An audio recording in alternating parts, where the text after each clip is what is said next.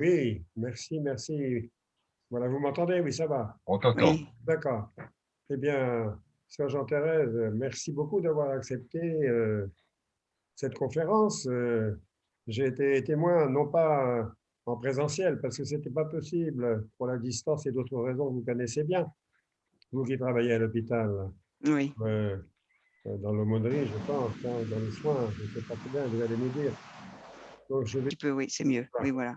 Oui, je voulais dire que c'est quand même très beau de terminer ce cycle par Saint-Augustin qui Mm. est le premier, voilà, un peu le père de l'Église d'Occident et qui a tant parlé d'une manière superbe de tant et tant de choses. Voilà, de la vie spirituelle, mais aussi de la charité fraternelle. Vous allez Il y a nous de en nouveau parler. des vagues, voilà. Aïe, aïe. Donc, merci à vous, Sœur Jean-Thérèse. On va d'abord vous écouter pendant le temps qu'il vous faudra, une quarantaine de minutes, 45 minutes. Et puis après, nous vous poserons quelques questions, nous dialoguerons avec vous, tant qu'il y aura de l'intérêt à vous poser des questions. Et d'avance, un très grand merci. J'entends toujours beaucoup de... Voilà, c'est peut-être mieux. Merci, mon père. Vous m'entendez? Et on vous Oui, entend, Sœur Jean-Thérèse. D'accord. Merci beaucoup. Merci à vous qui êtes présents. Merci à tous ceux qui m'ont aidé à me connecter. Comme le nom l'indique, ma famille religieuse peut-être s'inspire. enlever le titre parce qu'on ne peut pas voir les visages. Le titre, Saint-Augustin. D'accord. Mais Il en fait, c'est un diaporama. prend presque tout l'écran et on ne vous voit pas. Ah, est-ce qu'on peut le Oui, faire oui. moins grand? On Non. est obligé, ça sera Oui, toujours comme ça parce oui, que oui, c'est ça. c'est un écran partagé. D'accord. Donc, Oui. pour profiter du diaporama, Voilà. il faut que Sœur Jean-Thérèse soit en petite vignette sur le Voilà. Ah côté. oui, c'est ça. Oui. Tout à fait. Merci. Donc, comme le nom l'indique, ma famille religieuse s'inspire de la spiritualité de saint Augustin.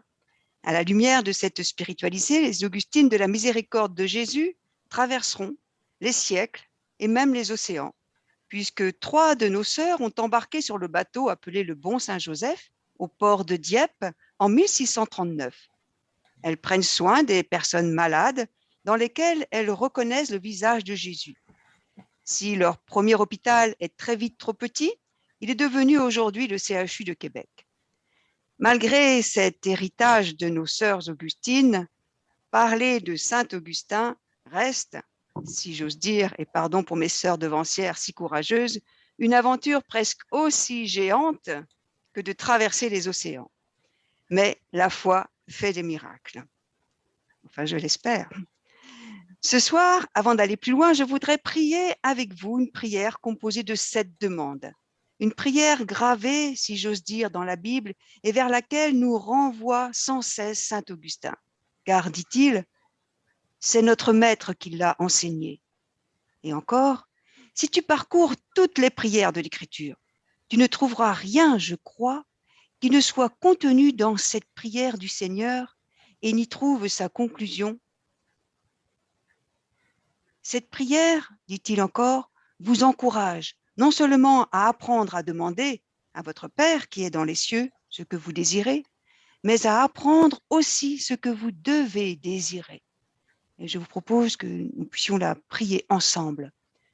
Notre Père, qui es aux Qui es aux cieux, cieux, que que ton ton nom nom soit soit sanctifié, sanctifié, que que ton ton règne règne vienne, que ta volonté soit faite sur la terre comme au ciel.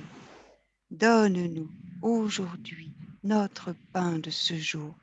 Pardonne-nous nos offenses, comme nous pardonnons aussi à ceux qui nous ont offensés. Et ne nous laisse pas entrer en tentation, mais délivre-nous du mal. Je ne suis pas du tout habituée à donner une conférence et encore moins à utiliser le moyen de la visioconférence. Merci à Juliette pour sa présence et ses bons conseils. Malgré tout, cela me paraît une expérience difficile et bien délicate, car comment mettre en œuvre, par ce moyen de communication moderne, les précieuses recommandations transmises par Augustin à ceux qui lui demandaient des conseils pour toucher le cœur par la parole transmise? Voici, par exemple, ce qu'il recommande au diacre Déogracias qui lui demande des conseils.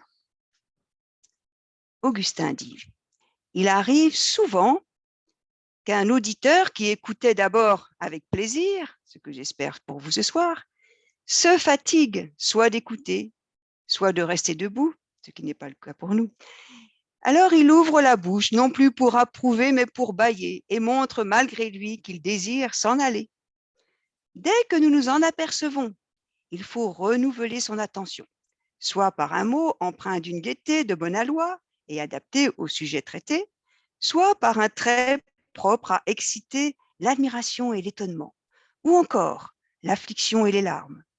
Un trait qui de préférence le concerne directement, pour qu'il s'éveille, piqué dans son intérêt personnel, sans pourtant blesser sa réserve par quelque rudesse, mais qui gagne plutôt sa sympathie par son caractère familier. Ou bien venons à son secours en lui offrant de s'asseoir. Je pense que pour nous, tout le monde est assis ce soir. Impossible ce soir d'appliquer ces précieuses recommandations, même s'il est vrai que je ne vais pas, Dieu merci, comme a pu le faire souvent Augustin, vous parler pendant 4 heures, mais pendant environ 60 minutes, qui, j'espère, ne vous donneront pas trop le temps de bâiller. Un homme qui peut nous sembler très loin. En effet, Augustin, ce n'est ni un Normand, ni même un Breton. C'est un homme d'Afrique du Nord qui naît en 354. Il meurt en 430. Augustin est donc au ciel depuis environ 1591 ans. Canonisé en 1298 par la voix du peuple, il est reconnu comme docteur de l'Église la même année par le pape Boniface VIII. Saint Augustin est fêté par les catholiques, et bien sûr au monastère Sainte-Marie, le 28 août, jour de son entrée dans la vie éternelle. Il demeure un guide spirituel pour de nombreux fidèles et religieux, pour des jeunes et des moins jeunes, pour mon monastère et beaucoup d'autres dans le monde. Le pape Benoît XVI et le pape François se sont souvent référés à celui qui deviendra l'évêque d'Hippone. Cet homme d'Afrique du Nord peut nous sembler inaccessible et même faire peur, me disait quelqu'un les jours derniers, tel un géant, tant par sa connaissance que par tous ses écrits. Plus de 800 sermons conservés, une correspondance de 300 pièces et une centaine d'ouvrages. Voici un conseil important donné par Goulven Madec, un spécialiste de Saint-Augustin, dans la petite revue itinéraire augustinien. Il dit, pour lire ces œuvres avec profit, il est impératif de les remettre dans le relief de la vie, car elles sont toutes œuvres de circonstances précises, suscitées par les besoins de la pastorale, prédication, correspondance, controverse.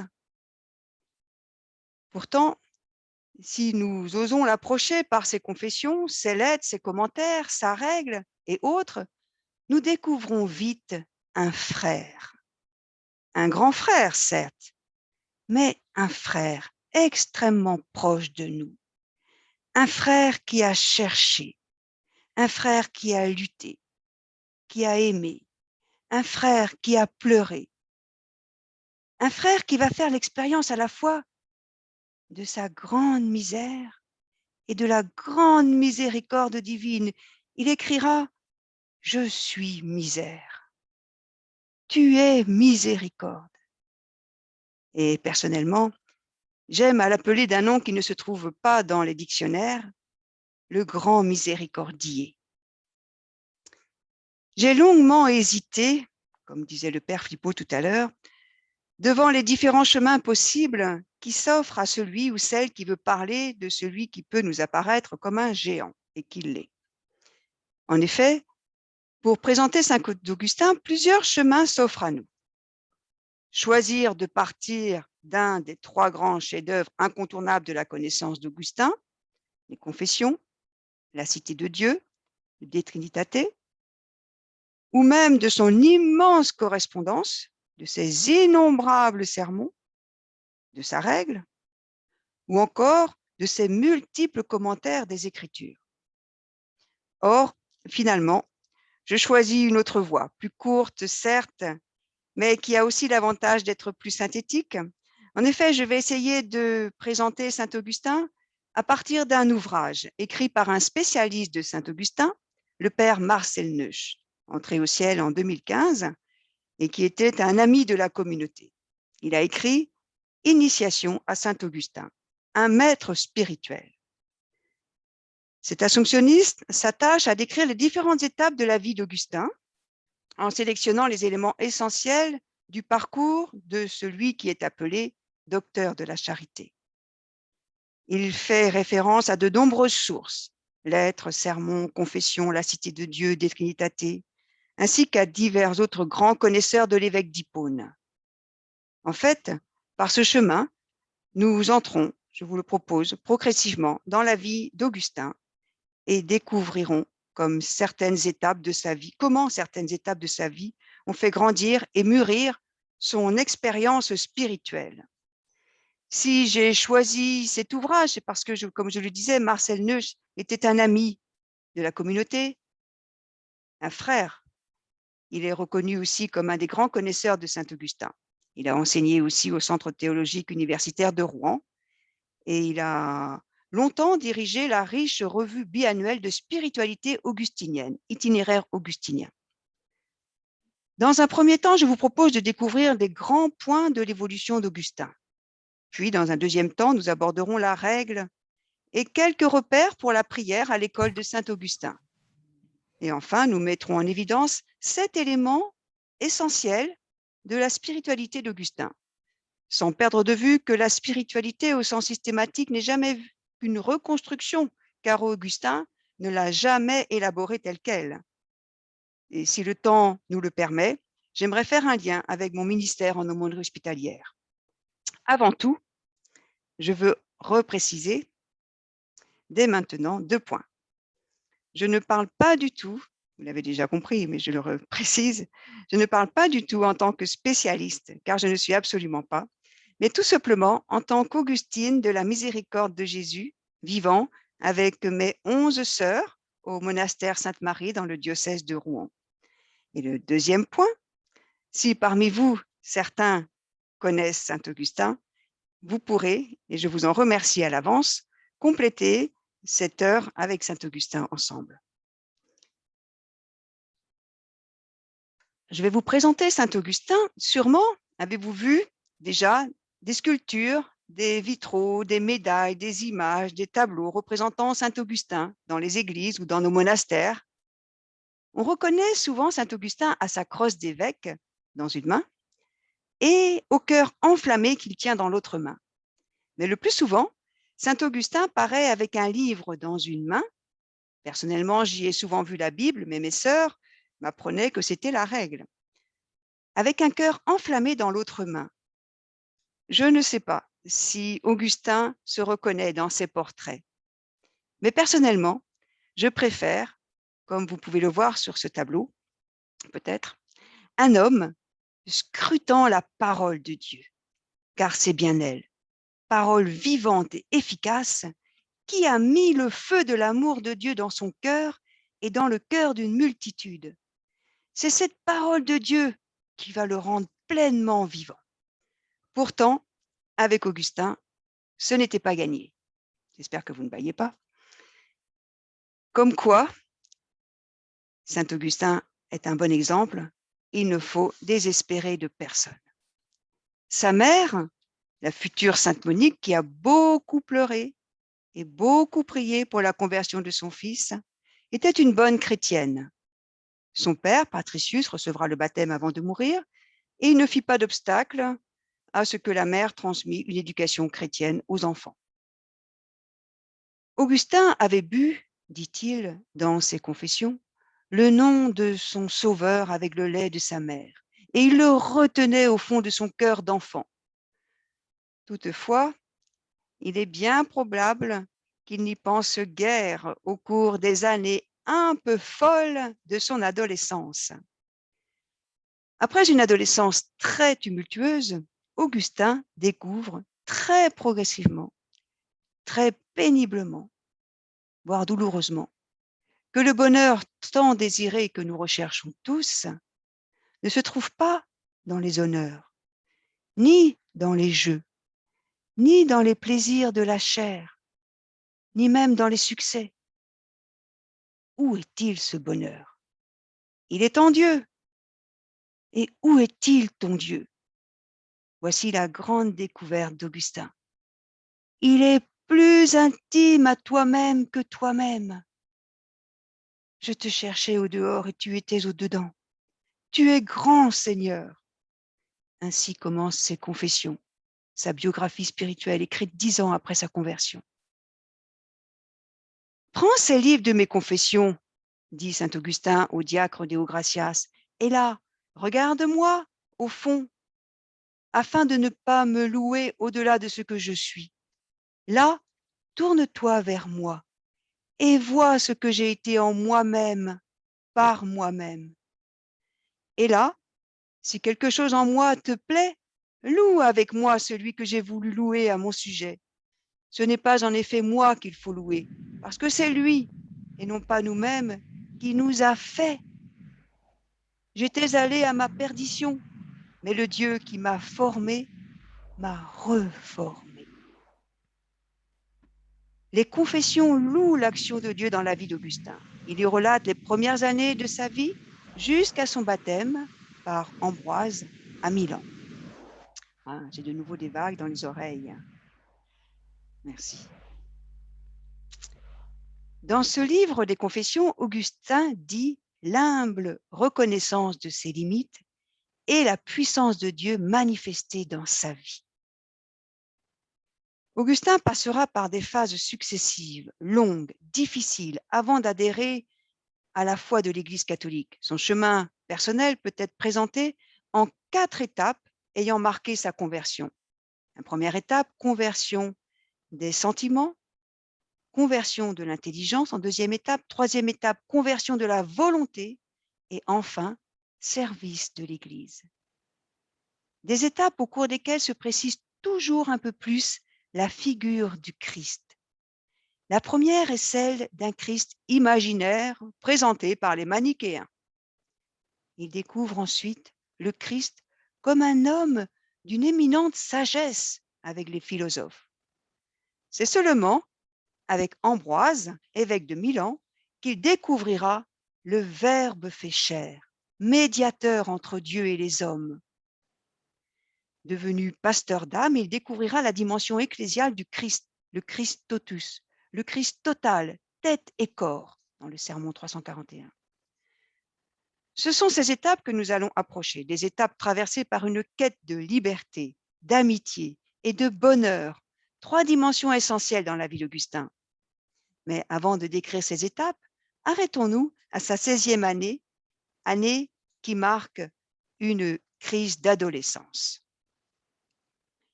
L'amitié va marquer très profondément la jeunesse d'Augustin. Brillant étudiant, Augustin, faute d'argent, devra marquer un temps d'arrêt dans ses études pendant sa 16e année. Une année qu'il considère alors, dans sa relecture, comme l'une des plus décisives de son évolution. Il en parle tout au long du livre 2 des Confessions, en y décrivant surtout les désordres de la puberté, les fréquentations dangereuses. L'événement que je retiens avec nous ce soir est celui que l'on pourrait appeler le vol des poires. Le vol. En effet, à la lumière de cette expérience, Augustin fait une analyse sur les motivations qui conduisent l'homme au mal. Il dit « Ce n'était pas pour nous en régaler, mais seulement pour les jeter au porc.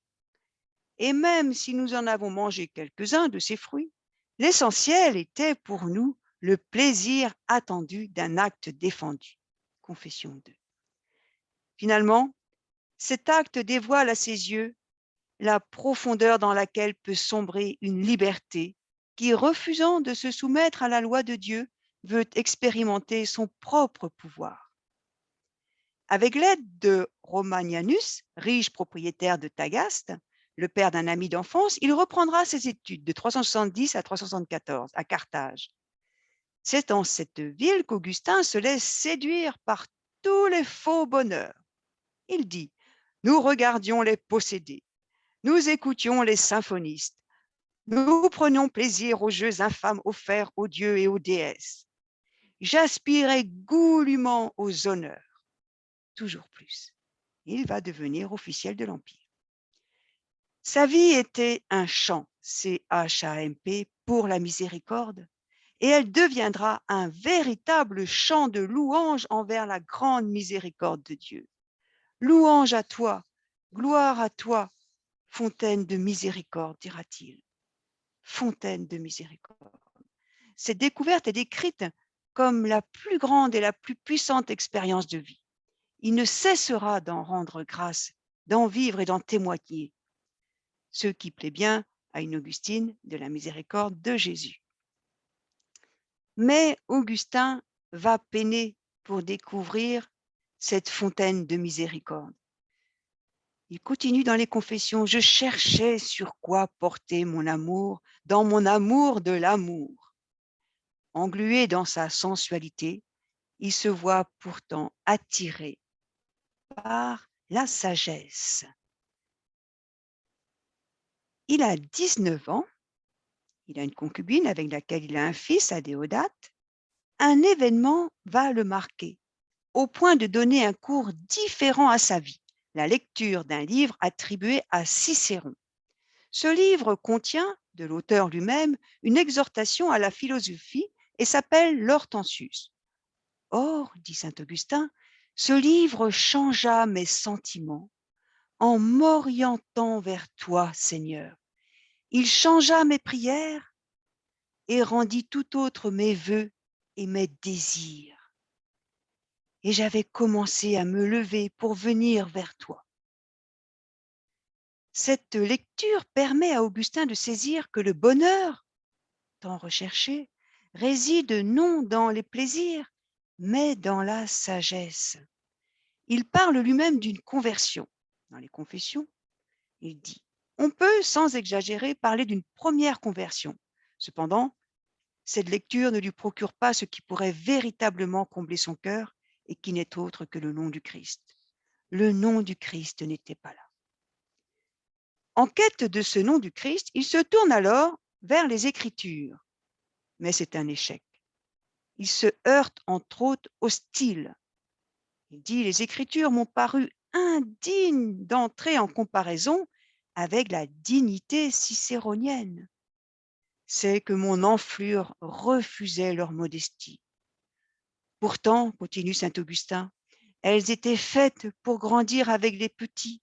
Mais moi, dédaigneusement, je refusais d'être petit et gonflé de morgue, je me voyais grand. » Et dans un de ses sermons, il dit « Oui, c'est moi qui vous parle, moi qui, dans ma jeunesse, j'avais cherché à m'approcher de la Sainte Écriture, mais avec l'attitude présomptueuse.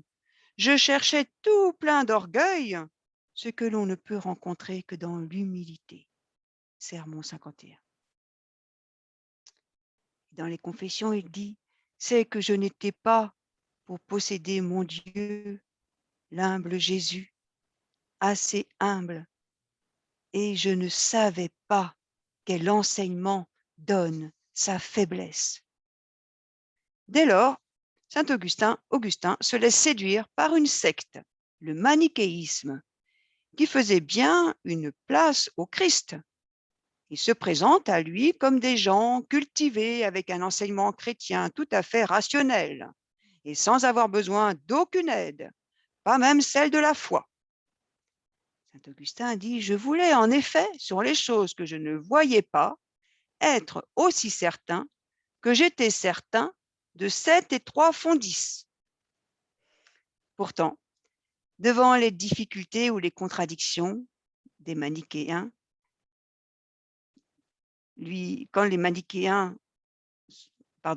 pourtant devant les difficultés ou les contradictions, ces manichéens lui demandent tout simplement de croire. Alors, Augustin se sent trompé face à la promesse faite. Il y reste tout de même 9 ans dans cette secte. Il va ensuite devenir extrêmement prudent et il admire la prudence des philosophes. Dans les Confessions, il dit « Et puis, en fait, surgit en moi aussi la pensée qu'ils ont été plus prudents que tous les autres, les philosophes appelés académiciens, en estimant qu'il faut douter de tout et en décrétant que l'homme ne peut rien saisir du vrai. »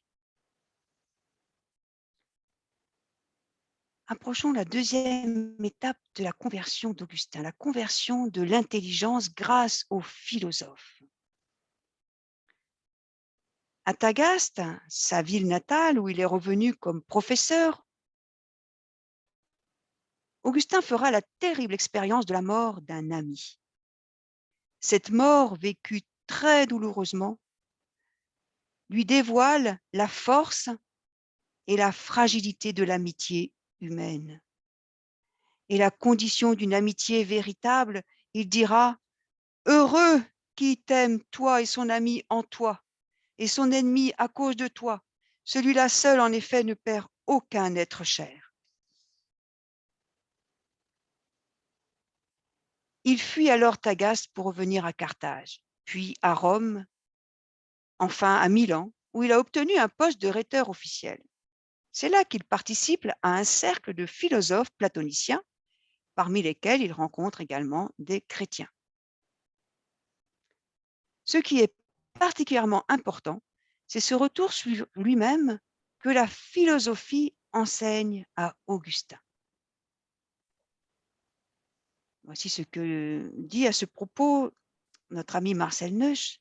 Augustin lit un certain nombre de livres de Plotin et de Porphyre qui font tomber les unes après les autres ses difficultés intellectuelles, en l'éclairant notamment sur la nature du mal ainsi que sur la nature spirituelle de l'âme et de Dieu. Ils lui apprennent aussi à faire un retour sur lui-même et, grâce à une ascèse appropriée, à s'élever jusqu'à Dieu. Ce n'était qu'une expérience fugitive et sa volonté n'arrive pas à se stabiliser. En 384, il a obtenu un poste de rhéteur officiel et dès son arrivée à Milan, il rend visite à Ambroise, l'évêque de la ville. Augustin voit dans cette rencontre l'instrument que Dieu avait choisi pour sa conversion. Il dit Ambroise, dont il écoute volontiers les sermons et apprécie l'art oratoire, va initier Augustin au sens spirituel des Écritures, dont le sens pris à la lettre me tuait, dit saint Augustin. Voilà, et je vins à Milan. Cet homme m'accueillit paternellement. Augustin est touché par le côté très accueillant de l'évêque, et il se mit à l'aimer, en voyant non pas sans doute le docteur d'une vérité que je n'attendais plus dans ton église, mais un homme bienveillant envers moi.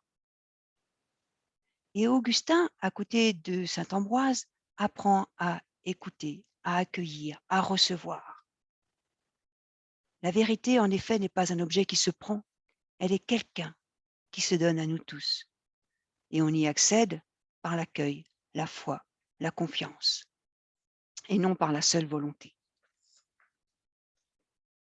Nous arrivons à la quatrième étape, la conversion de la volonté dans le cheminement d'Augustin. Pourtant, sur le plan spirituel, rien n'est joué. Il dit dans les Confessions, je n'étais plus manichéen, mais je n'étais pas non plus chrétien catholique. Et dans sa quête de la vérité et du bonheur, la vue d'un clochard va continuer de bousculer ses certitudes. Il dit, un mendiant déjà saoul, je crois qu'il fola très joyeusement. En tout cas, lui était joyeux. Mais moi, j'étais anxieux. Lui, tranquille. Mais moi, tremblant. En fait, il lui faut franchir l'ultime étape, celui du combat de la volonté pour s'attacher au Christ. Il avait en effet le sentiment que deux volontés contraires s'affrontaient en lui. Il va s'en ouvrir à Simplicianus pour l'engager dans l'humilité du Christ. Simplicianus, grand intellectuel chrétien, lui présente le prologue de l'évangile de Saint Jean, le Verbe, médiateur de Dieu et des hommes. Mais surtout, il évoque un certain nombre d'exemples de convertis. Simplicianus parlera peu et proposera des exemples. Augustin remettait sans cesse à deux mains. Il ne me restait rien d'autre au milieu de tels périls que de supplier la divine providence, de me porter en aide. Et Dieu entendit son cri en août 386. C'est là qu'il va entendre dans le jardin l'appel, une voix d'enfant qui va lui dire « Prends, lis, prends, lis ». Après cette transformation des sentiments modifiés à la lecture de l'Hortensius et celle de l'intelligence au contact des livres platoniciens, cette ultime étape est marquée par la victoire d'une volonté rebelle et l'accueil du Christ. Dans ce dur combat, c'est encore une lecture qui a été déterminante, celle des épîtres de saint Paul aux Romains, chapitre 13, versets 13 à 14. Non, pas de ripaille et de souris. Non, pas de coucherie et d'impudicité. Non, pas de dispute et de jalousie. Mais revêtez-vous du Seigneur Jésus-Christ et ne vous faites pas les pourvoyeurs de la chair dans les convoitises. Augustin dit, je ne voulus pas en lire plus. Ce n'était pas nécessaire. À l'instant même, en effet, avec les derniers mots de cette pensée, ce fut comme une lumière de sécurité déversée dans mon cœur et toutes les ténèbres de l'hésitation se dissipèrent. Tu me convertis si bien à toi que je ne recherchais plus ni épouse, ni rien de ce qu'on espère en ce siècle.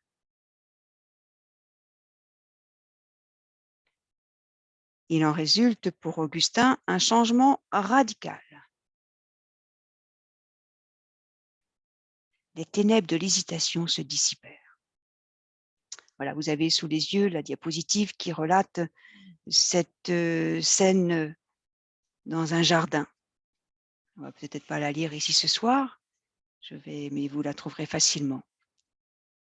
Ces conversions successives le conduisent à l'étape décisive de sa vie, le baptême.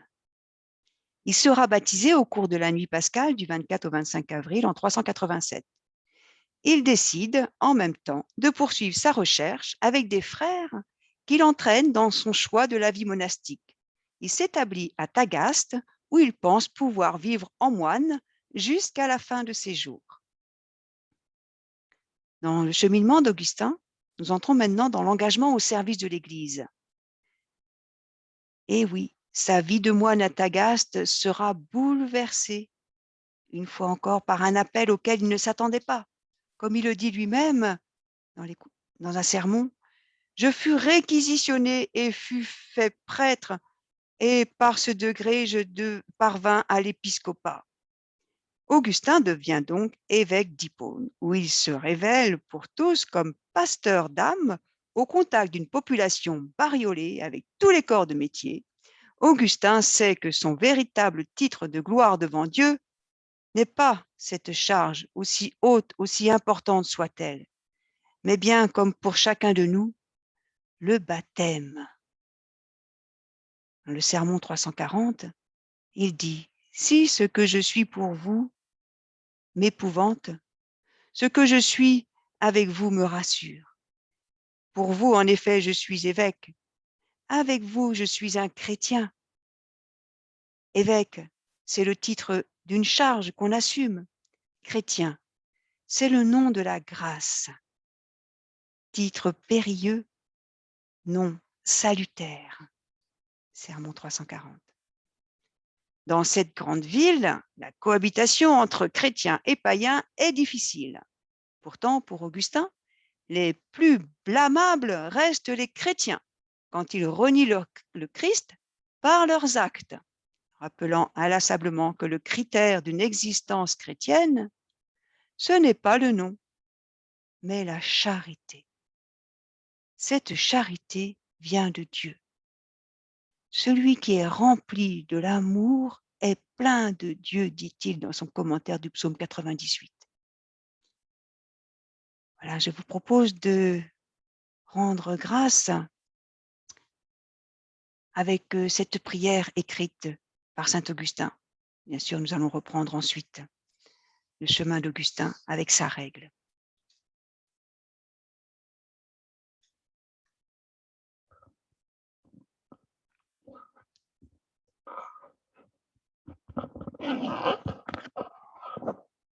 Bien tard je t'ai aimé, ô beauté si ancienne, si nouvelle, bien tard je t'ai aimé. Et voici que tu étais au dedans et moi au dehors, et c'est là que je te cherchais. Et sur la grâce de ces choses que tu as faites, pauvre disgracié, je me ruais. Tu étais avec moi et je n'étais pas avec toi. Elles me retenaient loin de toi, ces choses qui pourtant, si elles n'existaient pas en toi, n'existeraient pas. Tu as appelé, tu as crié et tu as brisé ma surdité. Tu as brillé, tu as resplendi et tu as dissipé ma cécité. Tu as embaumé, j'ai respiré et haletant, j'aspire à toi. J'ai goûté et j'ai faim et j'ai soif. Tu m'as touché et je me suis enflammé pour ta paix. Il y a lutte entre mes joies dignes de larmes et les tristesses dignes de joie. Et de quel côté se tient la victoire, je ne sais. Il y a lutte entre mes tristesses mauvaises et les bonnes joies. Et du quel côté se tient la victoire, je ne sais. Ah malheureux, Seigneur, aie pitié de moi. Ah malheureux, voici mes blessures, je ne les cache pas. Tu es médecin, je suis malade. Tu es miséricorde, je suis misère. Et mon espérance est tout entière uniquement dans la grandeur immense de ta miséricorde.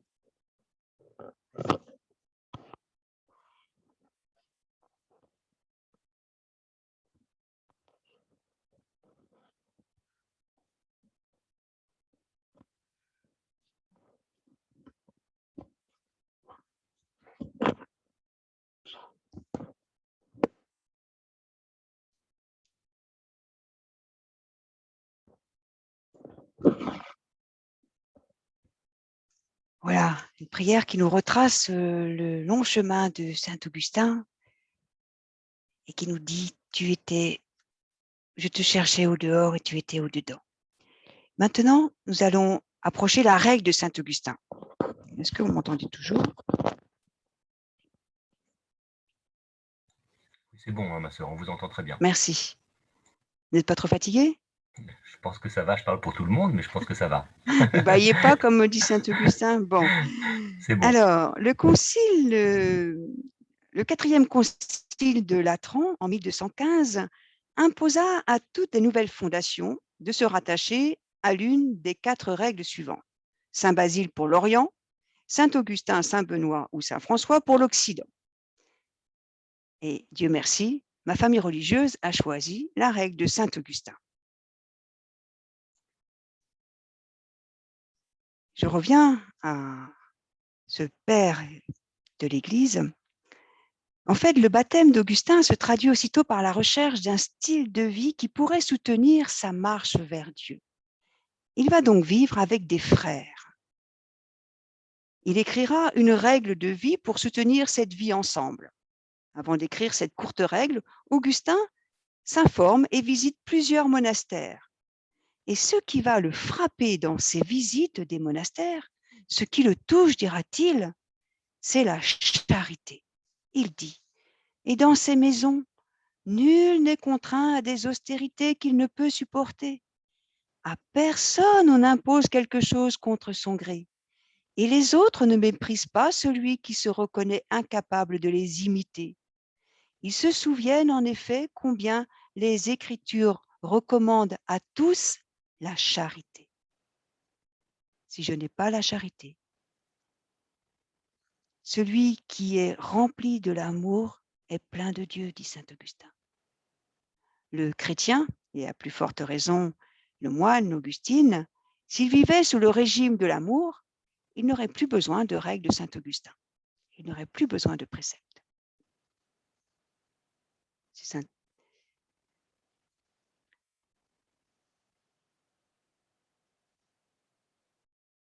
Le lieu évangélique où se fonde pour Augustin la vie monastique, c'est la première communauté chrétienne, en Acte 4.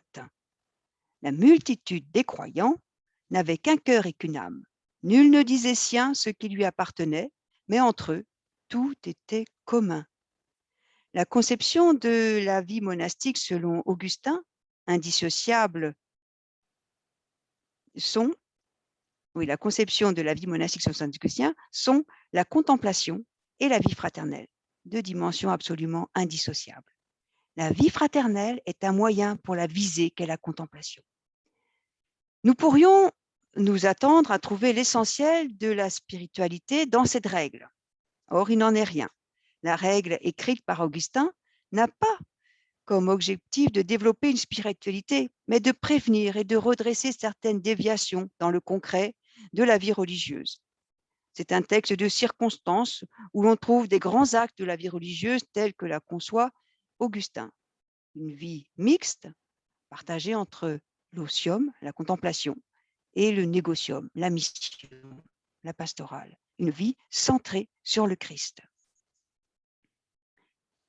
Toutefois, je propose aux familles qui nous écoutent, ou même toute personne, de lire cette courte règle écrite par saint Augustin, parce qu'elle est un très bon moyen de vivre ensemble, voilà, de servir ensemble, de s'aimer. Et pour avoir de l'amour, eh bien, il faut le cultiver. Un monastère est un peu un lieu où on essaye de faire du bon miel, de cultiver cet amour pour le laisser ensuite le répandre comme la bonne odeur du Christ, dit saint Augustin. Mais je vous invite vraiment à regarder cette petite règle, très facile à lire. Pour la vie dans ces monastères, Augustin insiste essentiellement sur la concorde visant les relations entre frères, une vie orientée vers Dieu. C'est ainsi d'ailleurs qu'il commence sa règle. Avant tout, voilà, quelquefois on pense que la mission de Sœur Jean-Thérèse, elle est à l'hôpital. Avant tout, au monastère, une seule âme et un seul cœur tourné vers Dieu. Je dirais, voilà notre premier travail, notre première mission. Et Dieu sait si elle demande de la présence, de la vigilance, de l'entraide. Mais avant tout, au monastère, une seule âme et un seul cœur tourné vers Dieu. Voilà, je reprends. Saint Augustin parle de répandre par toute notre vie la bonne odeur du Christ. Voilà l'œuvre.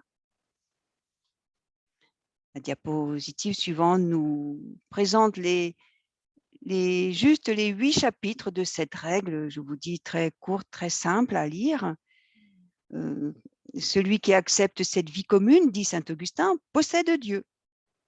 La dimension intellectuelle est bien présente, mais elle a désormais un objet précis, la connaissance et la méditation des Écritures.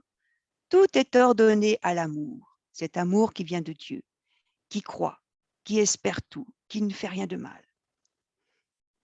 Voilà, vous pouvez lire vous-même les titres de ces différents chapitres. Ce ne sont pas des titres, ce sont le résumé du contenu de ces chapitres. Le premier chapitre, but du monastère, l'unité des cœurs et des âmes. Très peu de choses sur la prière, mais bien sûr la prière est indispensable pour atteindre ce but. Les repas ensemble, les sorties, voilà, comme dans une famille, les services de la communauté, encore comme dans une famille, la vaisselle, le ménage, l'entretien, le pardon mutuel, encore comme dans une famille.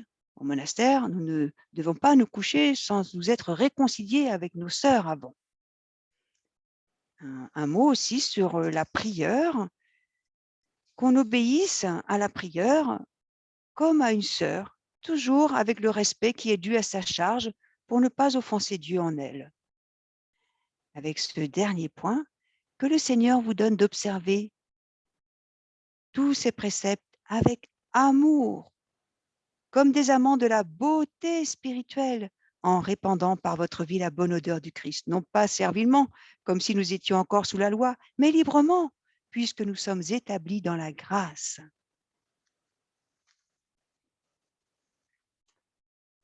Nous allons passer à un autre point. je vais vous proposer 7 éléments de la spiritualité augustinienne. Augustin a beaucoup écrit, mais il n'a pas tracé, comme certains, un itinéraire de l'âme vers Dieu, avec des étapes bien balisées. Ce qu'il nous a laissé, c'est son expérience personnelle. Ce chemin spirituel d'Augustin révèle avant tout un chercheur de sens, un chercheur de Dieu, désireux d'entraîner d'autres à sa suite dans sa quête et sa découverte du bonheur. C'est à la lumière de cette vie, de ce chemin, que nous pouvons dégager des éléments d'une spiritualité augustinienne. Marcel Neusch en propose 7. Nous allons les découvrir sur la prochaine diapositive. Le ressort du désir. Quel est ton désir? Voilà, même à nous ce soir. Quel est ton désir? Voilà, il ne se passera rien si je n'ai pas de désir. Mais quel est ce désir? Eh bien, saint Augustin, dès le début des Confessions, Augustin donne l'expression parfaite de ce dynamisme du désir. Tu nous as fait orienter vers toi et notre cœur est inquiet tant qu'il ne repose en toi. Le désir est le ressort de la quête. Il va s'agir alors, parmi tous les désirs qui sollicitent notre cœur, de discerner son vrai désir. Nous ne pouvons pas rester sans désir. Regardons bien notre cœur. Mais tant que le désir n'a pas atteint son véritable bien qui n'est autre que l'absolu, notre cœur est sans repos, inquiet. Et l'inquiétude est le signe d'un appel, comme d'un déchirement qui divise l'homme entre l'intérieur et l'extérieur. Notre vie a un sens, ma vie a un sens. Quel est mon désir? Saint Augustin dit, tu aimes la terre, tu deviendras terre. Tu aimes Dieu, que dirais-je? Seras-tu Dieu? Je n'oserais le dire moi-même. Écoutons les Écritures. J'ai dit, vous êtes des dieux, vous êtes tous les fils du Très-Haut. Joins ton cœur à l'éternité de Dieu et avec lui, tu seras éternel. Ton désir lui-même, c'est ta prière. Et si continuel est ce désir, continuel est ta prière. Si tu ne veux pas cesser de prier, ne cesse pas de désirer. Ton désir est-il continuel? Continuelle est ta voix. Tu ne te tairas que si tu cesses d'aimer. Commentaire du psaume 37.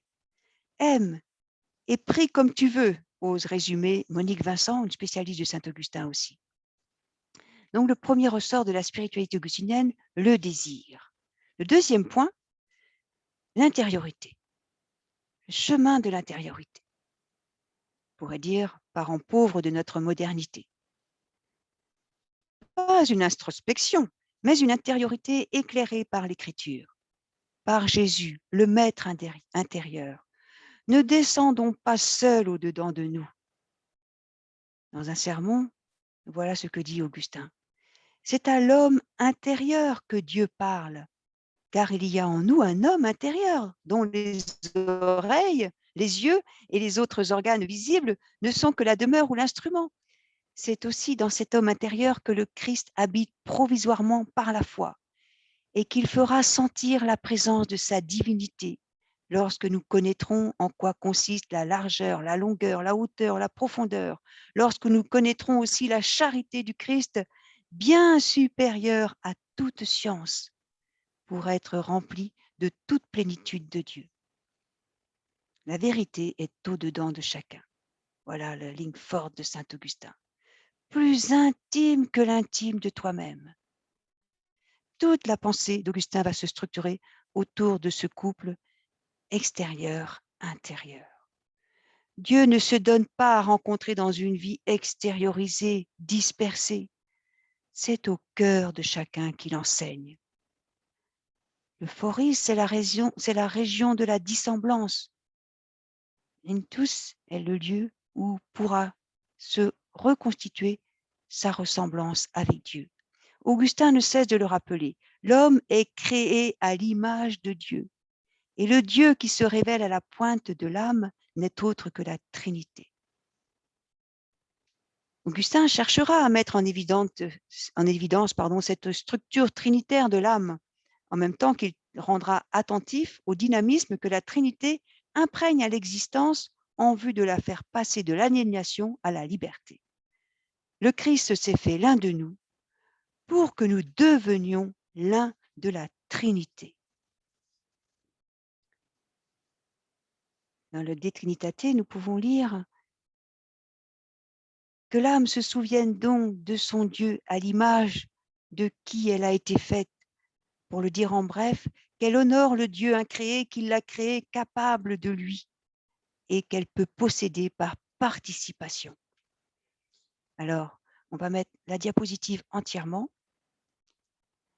Voilà, les points de la spiritualité de saint Augustin, le désir, l'intériorité, la primauté de la grâce, je vais y revenir, l'écoute et l'attention aux signes, je vais y revenir, l'exigence du discernement, le partage communautaire et l'engagement apostolique.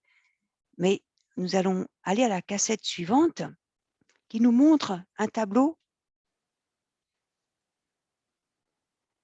présenté par le père Neusch.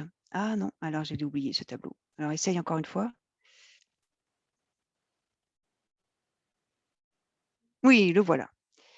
Donc ce tableau se lit à partir de la ligne médiane qui définit la structure ontologique de l'âme humaine. La structure de l'âme, être, connaître et vouloir. Et sur la gauche, nous voyons Dieu a créé l'homme à son image et il l'a créé pour lui, pour ce Dieu Trinité, Père, Fils et Esprit. Et l'âme a comme le désir peut la faire basculer, soit vers le Dieu Trinité, soit vers la mort, vers l'erreur, vers la douleur. Et la ligne verte nous montre un peu les étapes de conversion d'Augustin, l'être, connaître et vouloir. Et qu'est-ce qui va aider Augustin à passer de l'être à la lumière? L'humilité. Qu'est-ce qui va passer Augustin à passer du connaître au Fils? La sagesse. Qu'est-ce qui va passer Augustin à passer du vouloir à l'esprit? L'amour. Voilà. Tu aimes la terre, tu seras terre. Tu aimes Dieu? Voilà. Nous sommes fils de Dieu. Nous allons revenir à la cassette des... Voilà, non, en arrière. Nous allons revenir à celle-ci. Merci. Voilà. Troisième élément de la spiritualité augustinienne, après le désir, l'intériorité, c'est la primauté de la grâce. L'absolue primauté de la grâce. Nous aimons chanter au monastère avec mes sœurs. Tu nous as aimés le premier, éternelle beauté. Seigneur, tu nous as aimés le premier. Saint Augustin ne disait-il pas dans sa conversion, tu m'as fait revenir à toi, sous ta conduite. Voilà. Sans moi, vous ne pouvez rien faire, dit le Seigneur. Augustin loue le Dieu plein de grâce et de miséricorde. Il dit, je dois à ta grâce et à ta miséricorde d'avoir fait fondre mes péchés comme de la glace. Je dois aussi à ta grâce tout le mal que je n'ai pas fait. Tu m'as remis tous mes péchés. Je le confesse, ceux que j'ai commis de mon plein gré et ceux que je n'ai pas commis grâce à toi. Quel est l'homme qui, faisant réflexion sur la faiblesse, ose mettre au compte de ses propres forces sa chasteté? Que l'homme docile à ton appel, qui a évité ses fautes, ne me raille pas d'avoir été guéri par le médecin à qui il doit de ne pas avoir été malade ou de l'avoir été moins gravement. Qu'il t'en aime autant et même davantage, car c'est grâce à celui par qui il me voit délivré des funestes langueurs de mes péchés que lui-même est resté sauf. Voilà ce que dit saint Augustin dans ses confessions. Augustin dira à propos des livres platoniciens que c'est Dieu qui l'a conduit et soutenu. Averti par ces livres de revenir à moi-même, j'entrais dans l'intimité de mon être sous ta conduite. Je l'ai pu parce que tu t'es fait mon soutien. Il développera la théologie de la grâce, surtout dans le conflit avec Pélage. Sa référence est toujours saint Paul. Qu'as-tu que tu n'aies reçu? Et si tu l'as reçu, pourquoi t'en vanter comme si tu ne l'avais pas reçu? Une bonne base pour l'humilité. L'autre point de la spiritualité, l'écoute dans le sens de l'attention aux signes. Avec ces deux points, la parole de Dieu et la conversion. Tout ça à la lumière de l'expérience de saint Augustin, puisque saint Augustin, je vous dis, n'a jamais écrit de spiritualité. Donc ce quatrième élément à retenir de l'expérience d'Augustin, ce sont les signes dont Dieu jalonne nos routes pour nous ramener à notre cœur. Lecture, amis, événements. Hier encore, quelqu'un d'hospitalisé me disait, j'avais du mal à croire, j'avais du mal à prier, je n'y arrivais pas. Et un jour, mon frère m'a dit, mais tu fais avec moi, tu parles à Dieu comme tu me parles à moi, simplement, parle-lui. Et voilà, ça a été le déclenchement, le départ. Elle me disait ça avec beaucoup d'émotion, les larmes aux yeux. Elle a fait l'expérience.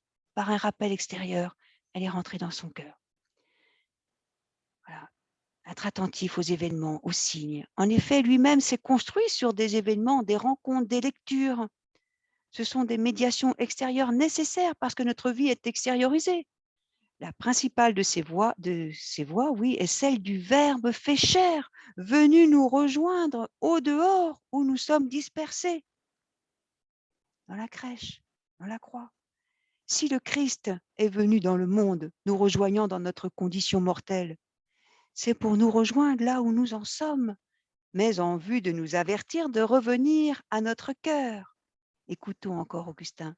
Le Christ est parti loin de nos yeux afin que nous revenions à notre cœur et l'y trouvions.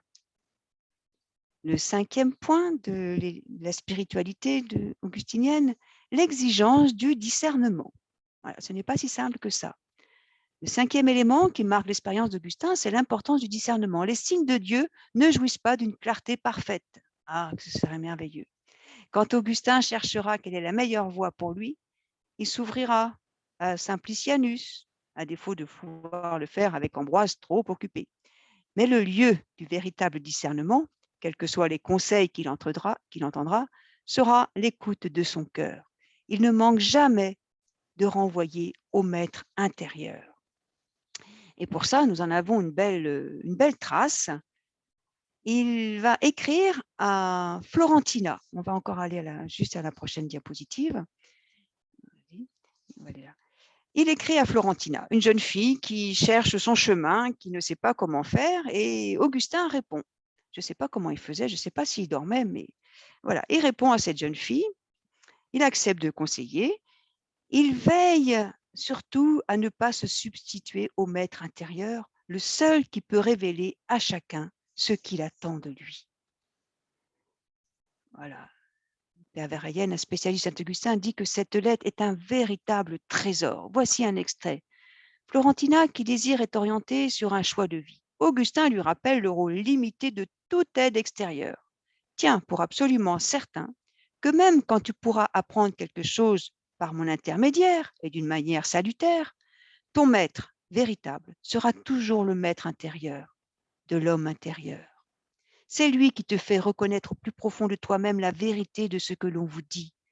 Car celui qui plante n'est pas moi, ni celui qui arrose, mais tout vient de Dieu qui donne l'accroissement. Florentina ne doit pas perdre de vue l'essentiel. Le rôle d'Augustin comme maître apte à l'instruire restera toujours limité. Voilà, et notre spécialiste Marcel Neusch, commentant cette lettre, dit « Nulle part ailleurs Augustin ne dit d'une façon aussi émouvante, aussi personnelle, que les chefs et les maîtres sont d'humbles serviteurs qui ne doivent pas refuser leur modeste secours. Mais ils risquent toujours d'interposer orgueilleusement un écran entre Dieu et les membres de son peuple. L'idée du danger est revenue dans cette lettre. Ne vois-tu pas, Florentina, quel danger nous courons ? Nous revenons au point de la spiritualité. Le sixième point, le partage communautaire. Derrière, là, avant, pardon. Celle-ci, voilà. Il considère la communauté comme un élément fondamental de la recherche de Dieu, notre Père Saint-Augustin. Ou comme le disait un chanoine dans un congrès qui a eu lieu l'an dernier, ensemble, l'obéissance se transforme en collaboration, la pauvreté en solidarité, la chasteté devient un moyen qui ouvre le cœur à l'accueil et à la fraternité universelle. Ce 6e élément de la spiritualité augustinienne est donc la communauté, avec tout ce qu'elle suppose de partage, de dépouillement de soi. Dès le premier chapitre de la règle, Augustin rappelle cette exigence communautaire. Vivez unanime à la maison, ayant une seule âme et un seul cœur tournés vers Dieu. Il s'agit de la mise en commun autant des biens matériels que des biens spirituels. On se tourne en vérité vers Dieu quand on se tourne vers les autres. Le visage de Dieu nous est donné à contempler dans le visage du frère, de ma sœur. Dans le De Trinitate, il dira « Tu vois la Trinité quand tu vois la charité ». C'est ensemble que nous cherchons Dieu. Et le chemin de l'unité communautaire se fait par l'humilité. Une humilité qui passe nécessairement par le pardon, la réconciliation. Voilà. Et quand il se passe quelque chose, saint Augustin nous convoque pour nous réconcilier. Il faut vite se réconcilier, dit-il. Sinon, pas de place au monastère. Le chemin de l'humilité, c'est le chemin de l'unité, me redisait une de mes sœurs les jours derniers. Voilà. Le 7e point de cette spiritualité, l'engagement apostolique. Voilà, Augustin va devenir évêque. Il n'a pas cherché à l'être, on l'a empoigné. Il va devenir prêtre avant, bien sûr. Voilà, vous qui êtes confirmés, baptisés, confirmés, voilà, c'est pas pour nous, c'est pas pour nous, c'est pas pour moi, c'est pour annoncer l'évangile. C'est pour continuer notre chemin avec celui qui se donne à nous. Et c'est pour notre bonheur et le bonheur d'une multitude. La vie chrétienne doit témoigner du Christ par ses actes et le service des frères. L'urgence apostolique est d'ordre théologique. En effet, si le Christ n'est pas annoncé, il ne sera pas connu et la foi ne s'éveillera pas. Dans la lettre 48, Augustin dit « Ne préférez pas votre repos aux besoins de l'Église et songez que si des hommes de bien ne l'avaient pas assisté dans son enfantement, vous ne seriez pas nés à la vie spirituelle. » Finalement, la spiritualité a pour seul objectif de développer et d'entretenir l'amour qui vient de Dieu et de le partager. À la limite, je le disais tout à l'heure déjà, pardon pour cette répétition, mais la vie religieuse devrait vraiment pouvoir se passer de règles. Augustin dit « Vivez non pas servilement, comme si nous étions encore sous le régime de la loi, mais librement, puisque nous sommes établis dans la grâce. » Si nous vivions, chacun, chacune, véritablement, sous ce régime de la grâce, nous n'aurions pas besoin des préceptes. C'est vrai pour tout le monde. Le régime de la grâce est un régime de liberté dont la seule loi est celle de l'amour. Oui, aime et fais ce que tu veux. Ne dis pas fais n'importe quoi. Il dit aime, aime. Travaille ce jardin dans ton cœur et fais ce que tu veux.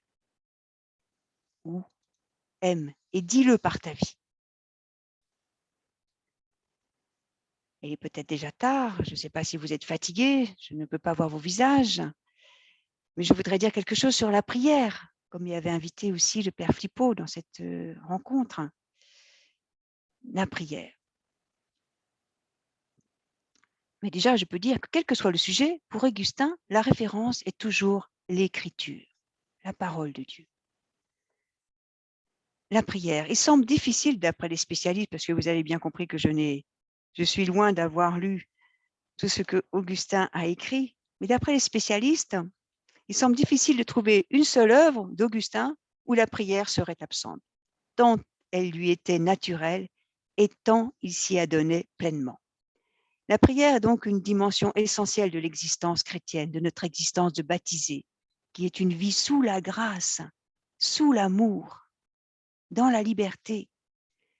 Dans la prière, nous reconnaissons que sans la grâce, nous ne pouvons rien. C'est le chemin d'Augustin. C'est cette conviction qui inspirait la prière d'Augustin dont la formule préférée était la suivante. « Donne-moi ce que tu commandes et commande ce que tu veux. » Oui, tout vient de Dieu. Nous sommes comme des mendiants de son amour à la lumière de ce que nous dit saint Augustin. Si Augustin ne donne pas de consignes particulières sur la place du corps dans la prière, à genoux, debout, couché, voilà, peu importe apparemment. Par contre, il se méfie beaucoup des formules toutes faites. Il veut en effet que la prière soit comprise. Il dit les merles, les perroquets, les corbeaux, les pies et autres oiseaux sont parfois dressés par l'homme à émettre des sons qu'ils ne comprennent pas. Avoir l'intelligence de son chant, c'est un privilège que la volonté divine a accordé à la nature humaine. Ce que nous venons de chanter tous ensemble, d'une seule voix, nous devons encore le pénétrer et le méditer d'un cœur paisible. De même qu'il n'a pas écrit de traité de vie spirituelle, Augustin n'a pas laissé l'équivalent d'un traité sur l'oraison. Ce qui est important pour Augustin, c'est de rester à l'écoute du maître intérieur. Je dirais, pour parler aujourd'hui, comme aujourd'hui, de se connecter et bien sûr de rester connecté. Ce qui a été une épreuve avant de commencer ce soir avec vous. Donc, je ne sais pas si c'est aussi dur pour vous de vous connecter à l'intérieur que pour moi de me connecter avec l'ordinateur, mais dans ces cas-là, c'est vrai que ce n'est pas simple, mais il ne faut jamais se décourager. Le moteur de la prière est le désir. C'est un homme de désir qui ne se détache pas de la Bible. Dans le psaume 38, il dit « Quand tu lis, c'est Dieu qui te parle ». D'où l'importance vitale de méditer, de ruminer la parole de Dieu, ce que nous permettent nos monastères dans ce climat de silence. La prière est une vraie rencontre. Écoutons encore Augustin. Dieu a un langage secret. Chez beaucoup, il s'adresse au cœur. Et là, c'est une puissante rumeur dans le silence du cœur quand il dit d'une voix puissante « C'est moi qui suis ton salut ». Ainsi, en aimant, en écoutant celui qui est bon, nous devenons forcément bons nous-mêmes. Augustin va prier les psaumes. C'est par cette prière psalmiste que le Christ parle à nos cœurs et au cœur de l'humanité, des psaumes priés par Jésus lui-même. Il n'existe de prière que par le Christ total, union entre le Christ et l'Église, tête et membres. Le Christ prie en nous et par nous. Augustin commente ainsi le psaume 126. Ces cantiques sont donc les chants de ceux qui aiment et qui brûlent en quelque sorte d'un saint désir. Ils brûlent ceux qui les chantent du fond du cœur, et cette flamme qui brûle en leur cœur se reconnaît dans leurs mœurs, dans la sainteté de leur vie, dans leurs œuvres accomplies selon les commandements de Dieu, dans leur mépris des choses temporelles, dans leur amour de ce qui est éternel. Nous disposons aussi d'une lettre, la lettre 130, adressée à Proba, une veuve venue en Afrique en 410 et qui lui pose une question précise sur la prière. Que demander dans la prière? Augustin va lui répondre une très longue lettre que je vous encourage à lire et dont voici juste des petits morceaux. Mais prenez le temps de lire cette lettre. J'avoue qu'elle est bien longue. Comment être dans la prière? Sois humble. Voilà, les dispositions requises sont la pauvreté, le détachement des richesses, des honneurs, toujours de l'extérieur vers l'intérieur. La prière se déroule dans le sanctuaire de l'âme, d'où il faut chasser toutes les idoles pour laisser la place à Dieu. Tu veux prier dans un temple? Prie en toi-même, mais commence par être un temple de Dieu. Deuxième point, auquel va répondre Augustin dans la lettre à Proba, que demander dans la prière? Demande la vie bienheureuse. Et voilà. Il ne va pas de main morte, mais pourtant c'est vrai. Augustin est certain que la quête du bonheur est l'aspiration indéracinable au cœur de l'homme. Nous ne pouvons rien demander d'autre. Les autres biens sont des biens passagers. Un autre point dans cette lettre, pourquoi Dieu nous demande-t-il de prier, lui qui sait? Augustin répond que la prière n'est pas nécessaire à Dieu, car il n'ignore en effet aucun de nos désirs. Mais elle est nécessaire à nous. Elle consiste dans l'ajustement de nos désirs à la volonté de Dieu et à ses dons. La prière est une école du désir. Alors, quel type de prière adressée à Dieu, continue Augustin? Eh bien, celle que nous avons prise ensemble tout à l'heure. Non, ce n'est pas Augustin qui le dit. le Notre Père. Voilà la prière qui éduque notre vrai désir. Augustin n'exclut pas les autres prières, mais il y a des prières suspectes qui se disqualifient du simple fait que, centrées trop sur nous-mêmes, elles ont perdu ce sens du désintéressement qui caractérise la prière du Seigneur. Il dit en effet, « Si tu parcours toutes les prières de l'Écriture, tu ne trouveras rien, je crois, qui ne soit contenu dans cette prière du Seigneur, le Notre Père. » Et dans cette lettre, encore une question, la dernière, pour ce soir. Que penser de la prière non exaucée?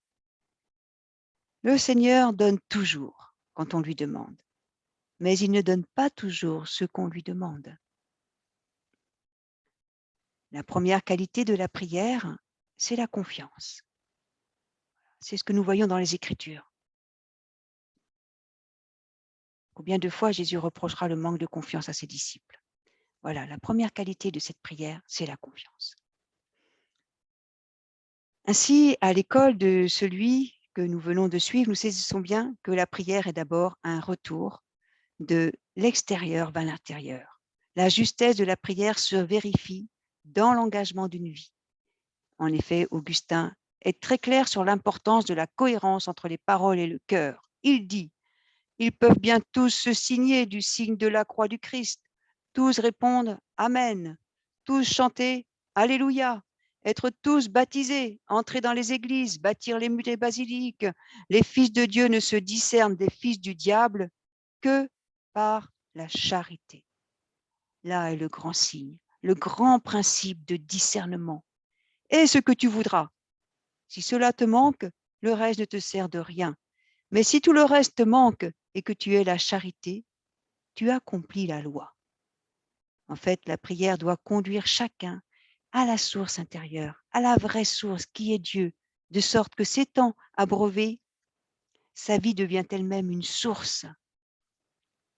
Dans le commentaire de Saint Jean, il dit « Ayant bu ce précieux breuvage, la conscience purifiée se met à vivre et continuant de puiser, elle possédera une source. Mieux, elle deviendra une source. » Peut-être que je le dis quelque part, mais je rencontre souvent, des personnes qui pensent à un Dieu, surtout quand la souffrance est là, quand le malheur est là, comme un Dieu qui les voit de l'extérieur. Or, Dieu, nous rappelle saint Augustin, est au-dedans. Il est là, mais comme une source. Aimons le Christ. Quel Christ? Écoutons encore Augustin. À quoi bon croire si en même temps tu outrages? Tu l'adores en sa tête, tu l'outrages en son corps. Lui, il aime son corps. Si toi, tu te retranches du corps, la tête ne se retranche pas de son corps. C'est en vain que tu m'honores. Écoutez ça. C'est comme si quelqu'un voulait t'embrasser la tête en te marchant sur les pieds. Peut-être est-ce avec des souliers qui t'écrasera les pieds en voulant prendre la tête entre ses mains pour l'embrasser. N'interromprais-tu pas ces démonstrations de respect en criant « Que fais-tu, malheureux? Tu m'écrases » Tu ne lui dirais pas « Tu m'écrases la tête » puisqu'il rend honneur à la tête qui est le Christ. Mais la tête parlerait plus fort pour les membres qu'on écrase que pour elle qu'on honore. N'est-ce pas la tête qui crie « Je ne veux pas de tes honneurs, cesse de m'écraser. En haut tu m'honores, en bas tu m'écrases. » À mesure que l'amour grandit dans ton cœur au point de remodeler et de t'amener à la ressemblance de Dieu, je suis dans le commentaire du psaume 83 de saint Augustin, il arrive à s'étendre à tes ennemis cet amour. Il insiste beaucoup sur l'amour des ennemis. Sois semblable à celui qui fait lever son soleil sur les bons et les méchants. Tu t'approcheras de son image dans la mesure où tu progresseras dans l'amour. C'est alors que tu commenceras à percevoir Dieu. Aimer Dieu, aimer son prochain, c'est la condition de la louange. Ainsi, si tu cesses d'aimer, tu cesseras de louer. Voilà, la doctrine d'Augustin. Aime et fais ce que tu veux. Aime et dis-le par ta vie. Oui, tu nous as fait orienter vers toi, Seigneur, et notre cœur est sans repos tant qu'il ne repose en toi. Mais l'accès à Dieu passe par le frère, par la sœur. Écoutez encore cette perle. Ce n'est pas en remuant les pieds que nous courons vers le Christ, mais en aimant. Ce n'est pas par un mouvement du corps que nous nous approchons du Christ, mais par la volonté du cœur. Voilà, j'en ai terminé avec Augustin. Je ne sais pas si vous êtes fatigué et si vous souhaitez entendre le lien avec la mission à l'hôpital, le lien en tous les cas que j'en ai fait pour ce soir. Ou si vous êtes fatigué. Je ne sais pas du tout l'heure. Il est, ma sœur, merci beaucoup. Il est donc 8h moins 3, moins 4, moins 5, je ne sais pas très bien, voilà. Peut-être c'est pas à moi de dire. Claude, Corinne, comment est-ce que vous voyez ça? Est-ce que il y a encore un petit moment? Oui, moi, d'abord, quelle que soit la suite, je voudrais dire d'abord un très grand merci à Sainte Jean-Thérèse. Ça m'a beaucoup frappé que tout au long de cet itinéraire, car il s'agit quand même d'un itinéraire, même si vous le refusez à Saint-Augustin, vous nous avez fait un extraordinaire itinéraire que je résumerai ainsi. C'est comme, je ne sais pas, une tapisserie où chaque petit point est une parole que nous connaissions déjà. Tu nous as fait pour toi, Seigneur, mais voilà, j'étais au dehors, tu étais au dedans, mais fais ce que tu veux, etc.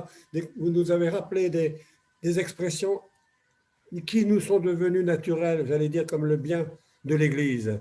Et en vous écoutant, on se sent fraternel, on se sent de la même famille. Et vous nous l'avez dit sur un ton qui nous a beaucoup profondément touchés.